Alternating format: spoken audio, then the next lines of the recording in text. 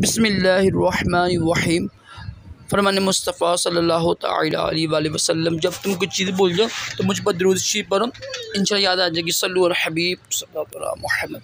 खुशबू का इस्तेमाल करना भी सुनते हैं हमारा क्या है, अशद तारीफ नूरी दवा खाने की तरफ से। और आप देख रहे हैं मुजरब नुस्खे, एक नुस्खा लेकर आए हैं। ये तो मसूरों के हवाले से, कुछ लोगों के मसूरे होते हैं, दांत होते हैं, दांत में तकलीफ़ होती है, खून आता है या कमज़ोर हो जाती है ना, उन सब के लिए ये बेहतरीन नुस्खा है, बड़ा आसान नुस्खा है, तो लाजमी इस्तेमाल कीजिएगा।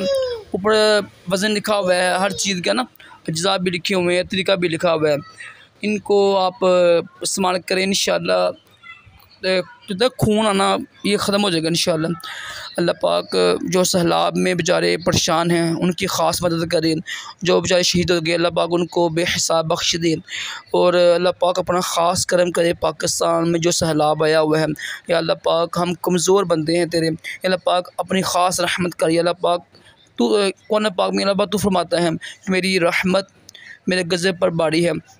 अल्लाह पाक तुझे तेरी रहमत का वास्ता अल्लाह पाक उन पर ख़ास करम कर दिया। अल्लाह पाक या जितने भी लोग या परेशान घर वाले परेशान हैं, खाने के लिए अल्लाह परेशान है, अल्लाह पाक सबको अल्लाह पाक अपने गैब से खजाने से मदद कर फरमा। अल्लाह पाक हम उनके लिए दुआ करते हैं, ख़ास अल्लाह पाक करम कर दिए, अल्लाह पाक उन पर ख़ास करम कर दे।